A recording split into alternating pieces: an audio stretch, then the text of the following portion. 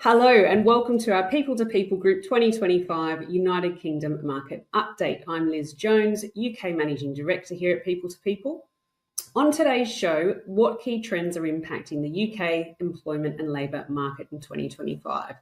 We're joined today by People Lead at Xelix, Stephanie Boateng, and Permanent Recruitment Specialist James Lambert-Martin to unpack the key trends that are shaping the UK employment and job market in 2025. In today's market update, we will cover what challenges are UK employers facing in 2025, confidence drop, are employers pulling back or recalibrating, and future-proofing. So what trends should UK businesses prepare for by 2030? But first, let's kick things off with what's happening in the legal recruitment space right now. The UK labour market in 2025 is navigating a mixed landscape shaped by economic caution and shifting hiring trends. Job advertisements have fallen 14% year on year, down to 812,000, yet applications are on the rise, which are up 22%. This indicates a more active talent pool. So despite this, both hiring managers and job seekers are feeling less confident, with only half of each group expressing optimism in the current climate. Salary increases have outpaced inflation, with private sector wages growing 6.2% and public sector wages rising 4.7%. This is against a 3.9% inflation rate. So this reflects the ongoing push to attract and retain skilled professionals. Regionally, unemployment rates vary, with Northern Ireland boasting the lowest at just 1.6%, and Wales, they face the highest at 5.4%. The percentage of active job seekers is strongest in Wales at 77% compared to 68 to 72% in other regions. However, employers across the UK are facing shared hiring challenges, so competition for talent and irrelevant applications are among the common issues. Also, overseas applications add further complexity to recruitment strategies. The biggest recruitment drivers in 2025 are replacements for existing roles. This currently sits at 34%, and business growth at 28%. So at the same time, fewer roles are being created through organisational transformation or seasonal needs. While 42% of employers feel confident about meeting their business goals, 62% report being under or heavily under-resourced. This points to a clear need for more strategic workforce planning and better alignment between hiring and business priorities. So in summary, while the market presents hurdles, such as reduced hiring confidence and strong competition for talent, there are also clear opportunities. With more candidates actively seeking work and businesses focusing on refining their offerings, there's a real chance for organisations to turn these challenges into long-term gains. Companies that invest now in talent acquisition and employee value propositions will be better positioned for future success. All the insights we've just shared and the conversations we're about to have are drawn directly from our 2025 Employment and Salary Trends Report. This report is built off thousands of survey responses from job seekers and employers across Australia, New Zealand and the UK. It looks at the latest workplace hiring and job seeker trends and can help you and your business make more informed decisions. If you'd like a deeper dive into salaries, benefits and workplace trends across your market, you can request your copy by scanning the QR code on screen at any point during this live stream or click the link in the comments below. To break down more about what is actually happening in the market, we are first joined by Stephanie Boateng, People Lead at Xelix. Steph, thanks for joining us. Thank you for having me. So first question, what are some of the biggest challenges employers are currently facing in the market? So I would definitely say one of the most pressing challenges at the moment is navigating what I would describe as the quantity versus quality paradox. A lot of the time what we're finding is there's a drastic increase in the amount of applications that we're getting through, but the applications are misaligned with the core qualities and what we actually need in the roles. This means that our hiring managers are spending a lot of time shortlisting, screening, refining the candidate pools, and that's time that could be better spent engaging with higher quality candidates. So when looking into why this is happening, essentially, there's two main reasons that we find. With everything that's going on economically, there's a lot of uncertainty and lack of stability, which could cause a lot of potential candidates to just be mass applying without actually looking at the requirements for the role to make sure that they're aligned and it's a good fit. But additionally, it could also be that the job descriptions that are being written by us as employers are too vague, overly generic, and just aren't fit for purpose to really attract the candidates that we really want coming in. And that Mm. results in bloat coming from both ends of the process. Okay. And in 2025, so hiring confidence in the UK has dropped 6%. Are businesses becoming more curious, or are they recalibrating in response to skill shortages? I would say that it's definitely a recalibration. So the media can often talk about things like hiring freezes, pullback, etc. But actually, when we look at it on the ground and what we're seeing day to day is very, very different. I don't think it's necessarily about reducing headcount a lot of the time or slamming the brakes on recruitment. It's more taking a strategic focus in terms of what's needed rather than looking at things reactively when it comes to recruitment. So when we look at how companies have hired historically, it could be around when I talk about reactive hiring, there's an operational need there. How can we fill it? And a lot of the time, this can look at getting as many bums on the seats as possible. But now it's different. So now when companies are looking at how they approach recruitment and growing teams, it's looking at, is it just another person? Is it just expanding a team, or actually is the way the team works something that we need to look at? Is there a restructuring that needs to take place? Is there an upskilling that needs to take place in terms of our current workforce? So things like digital strategy, things like data analysis, things that will support our longer term goals, as opposed to just increasing our headcounts. And there's also a financial aspect. So while some sectors are still growing, others are more cautious when it comes to capital expenditure, which is not something that's necessarily had much focus historically. So it may be that instead of hiring a full team, they may change direction and actually take an approach that involves taking on fewer but higher skilled people to increase Mm. productivity and see better output. So there is caution there, but it is purposeful as well. So I think it's more about optimizing the talent in the business, or optimizing the talent that's brought into the business, Mm. improving resilience, aligning headcount with the wider strategy, rather than just survival and working, like I say, reactively to just do what others have done historically. Okay. So flexibility remains a top priority. How are UK employers responding? Are we seeing geo-based pay or consistent national market? I think flexibility has evolved when we look at the market, when we look at what top talent wants in the market. It's moved from being a nice to have to a baseline expectation.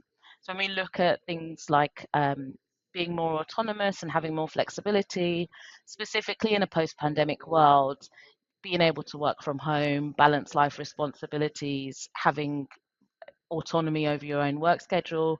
These are things that have not gone away, even as the world has opened back up. So even when people talk about things like the return to office mandate, etc., it's not actually reflective of a lot of employers in the UK.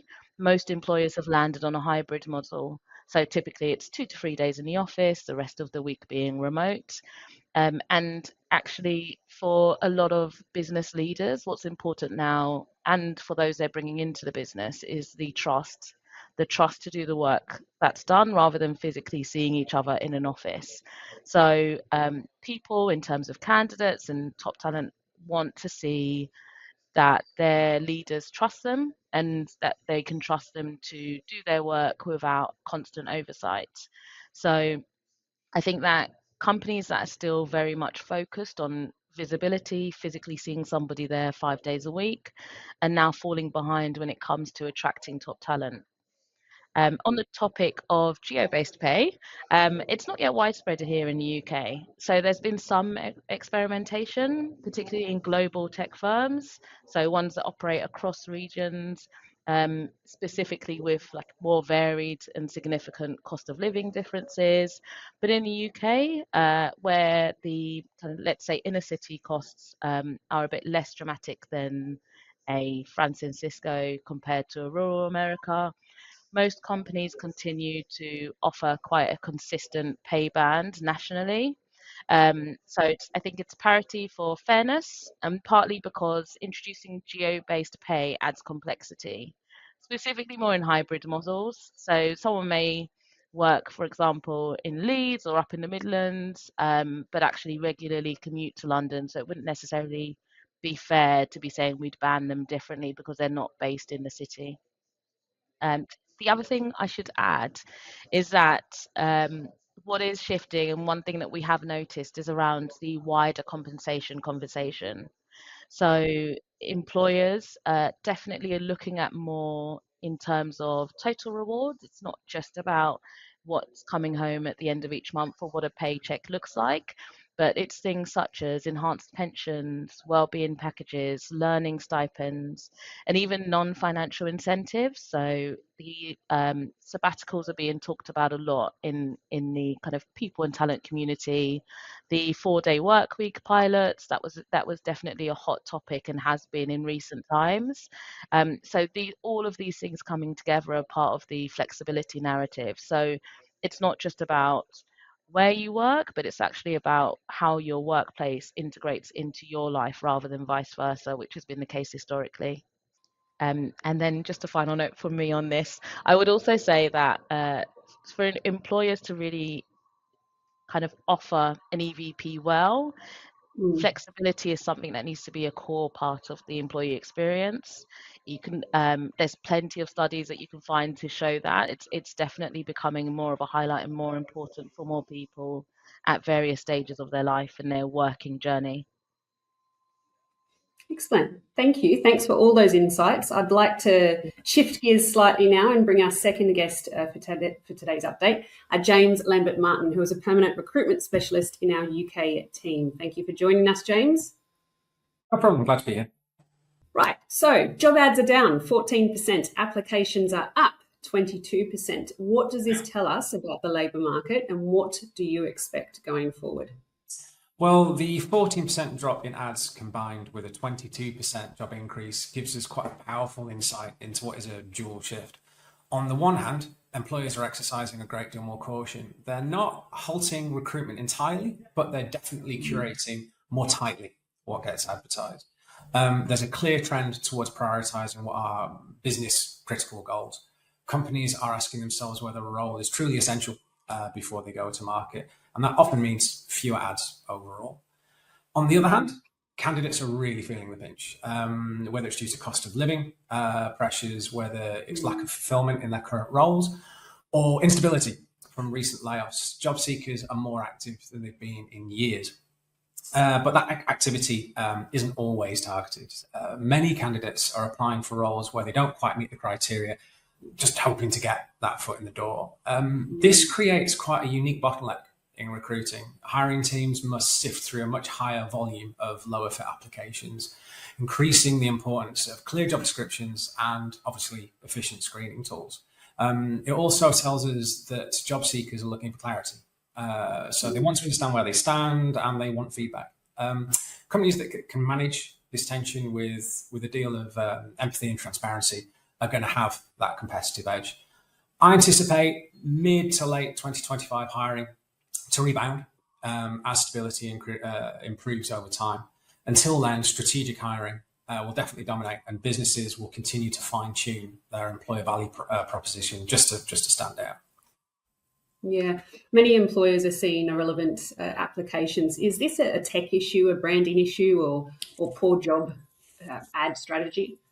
It comes down to a blend of both tech and human factors. Firstly, many candidates are turning to AI tools to generate applications quickly and en masse.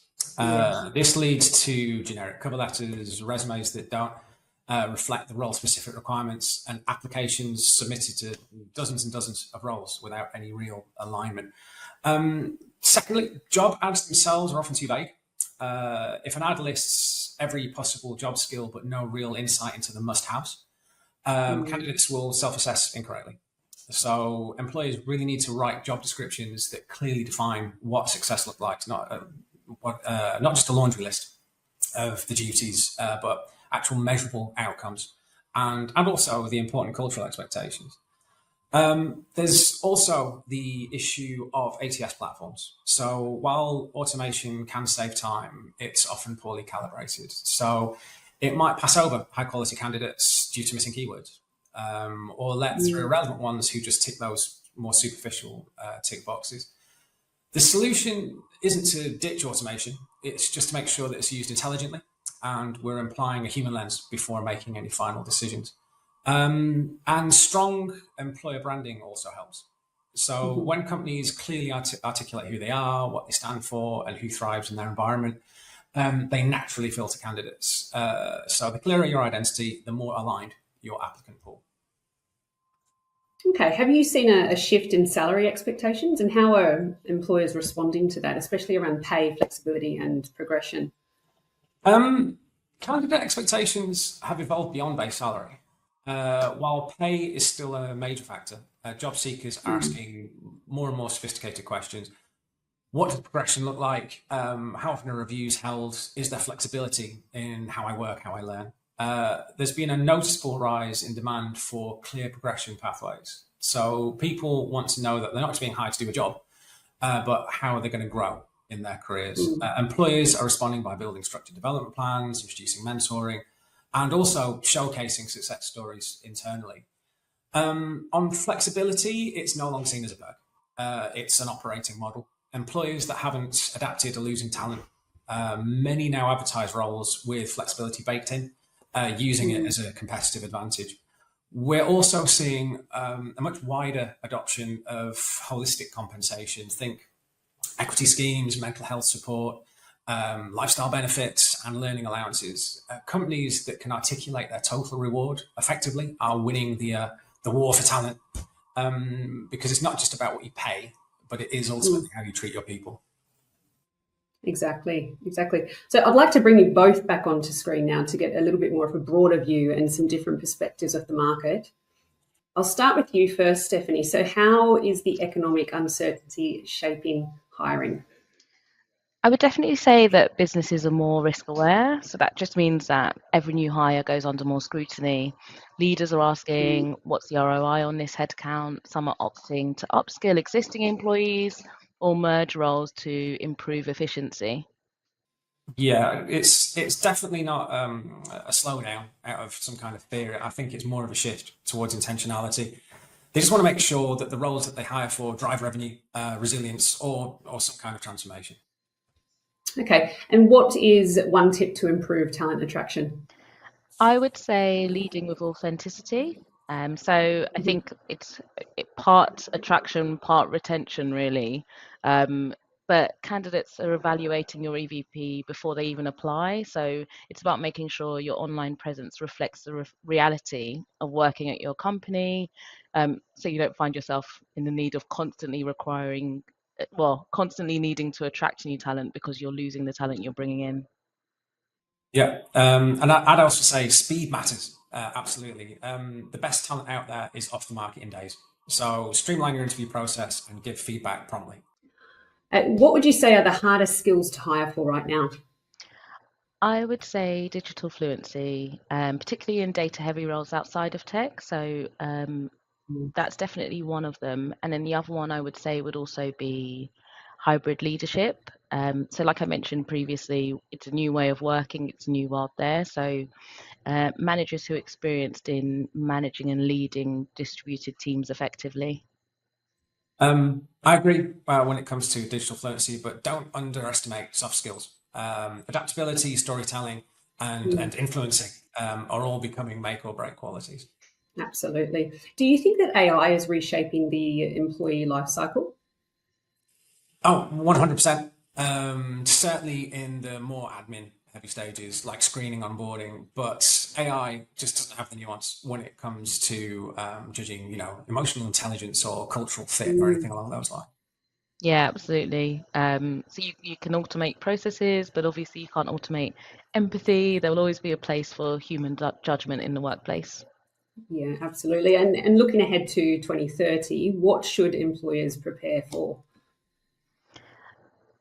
Purpose is what I would say. The workforce now is definitely values driven. So companies that can't articulate their social impact, sustainability goals, everything like that, I think they'll certainly struggle. Yeah, I was just thinking 2030 is not that far away, is it? It's so far away. But I'd add agility. The skill sets needed in 2013 are going to be vastly different than what we're looking at today. So we need to build cultures that embrace learning, not just performance, because it's about that staff development at the end of the day. 100%. Yeah.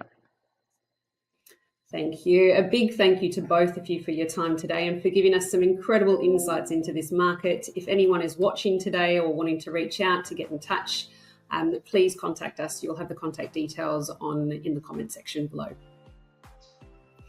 Just a reminder that all the insights today shared are based off our 2025 Employment and Salary Trends report. So if you'd like a deeper dive into salaries, benefits and workplace trends across your market, you can request your copy by scanning the QR code on screen now or clicking the link in the comments below.